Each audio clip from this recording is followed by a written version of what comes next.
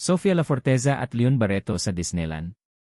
Viral photo, dating rumors, at ang totoong kwento sa Katseye hiatus. May bagong twist na naman sa usapin ng love life ni Katseye leader Sofia La Forteza. Isang viral photo mula sa Disneyland ang muling nagpasiklab sa matagal ng dating rumors na inuugnay kay Sofia at kay Leon Barreto. Pero bago tayo mag-conclude na isa na itong confirmation ng kanilang relasyon, may isang malaking tanong na kailangang sagutin. Kailan ba talaga kinunan ang viral photo? At bakit may mga netizens na nagsasabing posibleng hindi tugma ang petsang ibinahagi ng nag-post ng larawan? Samahan niyo ako dahil pag-uusapan natin ang viral Disneyland sighting, ang history ng Sofia at Leon dating rumors, ang kanyang kasalukuyang Katseye hiatus, at kung ano lamang ang confirmed facts sa ngayon. Don't create the gossip before confirmation. Welcome back Star Pulse E-Fam Philippines. Viral Disneyland photo, umugong online. Nagsimula ang bagong usapan matapos kumalat online ang isang larawan kung saan makikita umano si Sofia La Forteza na kasama si Leon Barreto sa Disneyland. Ayon sa isang park guest, nakasalubong nila si Sofia habang naghihintay sa pila para sa isang attraction. Sa larawang kumalat, makikitang magkatabi ang mga ito habang nakasakay sa Space Mountain sa Tomorrowland. Ayon sa caption ng nagbahagi ng larawan, nakunan umano ito noong August 16 na. Ikinuwento rin ng park guest na naging mabait si Sofia sa kanyang mga anak. Sinabi nitong nakipagkwentuhan umano ang Katseye member sa kanila at niyakap pa ang kanyang mga anak. Para sa fan o ordinaryong park guest, maaaring simpleng memorable encounter lamang ito. Pero dahil kasama umano sa larawan si Leon Barreto, mabilis itong naging malaking topic sa social media. At dito na nagsimulang pumasok ang dating rumors. Sino ba Leon Barreto ay usapin na Sofia? Matagal nang napapansin ng fans ang connection nina Sofia at Leon, hindi naman ito bagong pangalan sa usapin ng rumored relationship ni Sofia. Mas naging visible ang kanilang alleged connection noong unang bahagi ng taon matapos magbahagi si Leon ng mga larawan mula sa Hong Kong Disneyland. Sa mga larawang iyon, napansin ng fans ang presensya ni Sofia. Mas naging interesting ang bagay na ito dahil parehong naroon ang kanilang mga pamilya. Dahil dito, nagsimula na namang mag-speculate ang ilang netizens tungkol sa posibilidad na may romantic relationship sa pagitan nila. Pero mahalagang ulitin.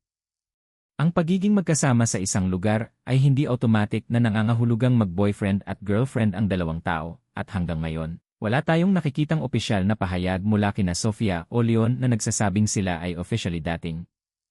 August 16 na talaga venidate ng photo. Ito ang bahagi ng kwento na mas lalong nagpaingay sa social media. Matapos kumalat ang larawan, may mga followers na nakapansin ng isang detalye tungkol sa suot ni Leon. Ayon sa mga netizens, noong July 22, nagpost umano si Leon ng larawan mula rin sa Disneyland, at sa kanilang obserbasyon, tila pareho ang shirt na suot niya sa dalawang larawan. Dahil dito, nagsimula ang tanong. Kung pareho ang outfit, posible kayang mas maaga pa kinunan ang viral photo. O baka naman may ibang paliwanag. Posible rin namang pareho lang talaga ang damit na ginagamit niya sa magkaibang araw, at dito mahalaga ang distinction sa pagitan ng observation at verification. Ang napansin ng fans ay isang clue. Pero hindi pa yon sapat para masabing mali ang date.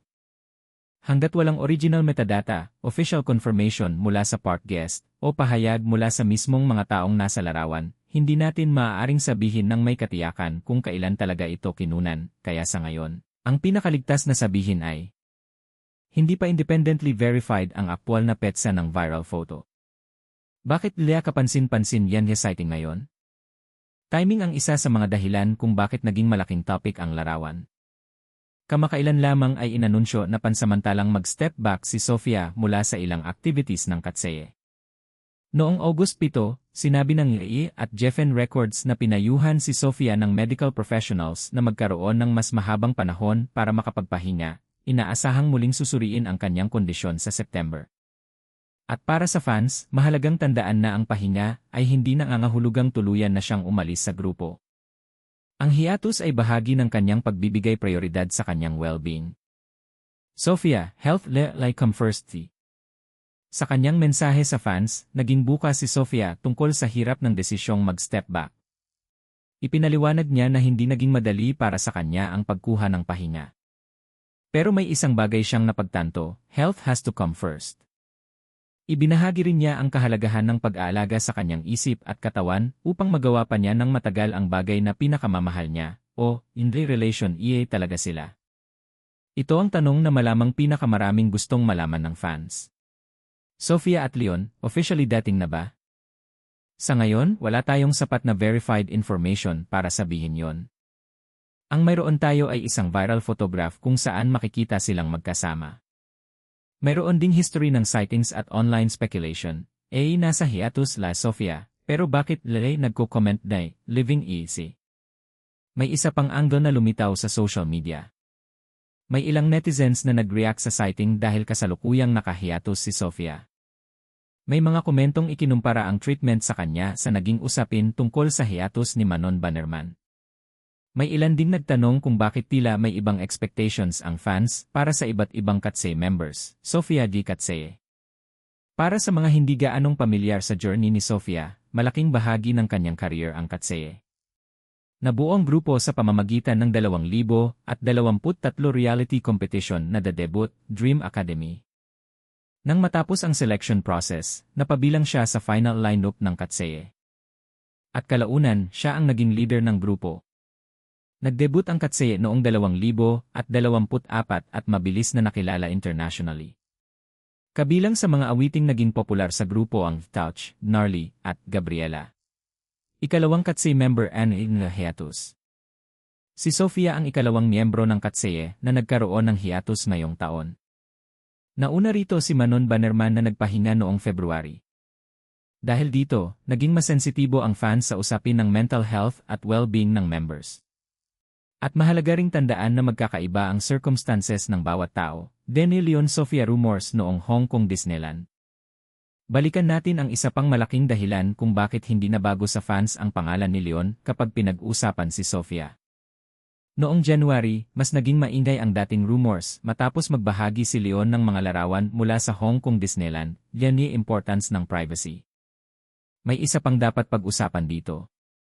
Celebrity si Sofia, pero hindi ibig sabihin na lahat ng bahagi ng kanyang personal life ay public property. Ang Disneyland ay isang public place. At dahil dito, maaaring makita ng ordinaryong park guests ang isang celebrity. Pero may malaking pagkakaiba sa pagitan ng isang fan na nakakuha ng souvenir photo at ng internet na bumubuo agad ng buong narrative tungkol sa personal relationship ng dalawang tao. Dennis, pinakamalinaw na alam natin is ngayon. Kung pagsasama-samahin natin ang facts at ang speculation, ganito ang picture. Una, may viral photo na nagpapakitang magkasama umano sina Sofia at Leon sa Disneyland. Ikalawa, ayon sa original post, kinunan umano ang larawan noong August 16 na.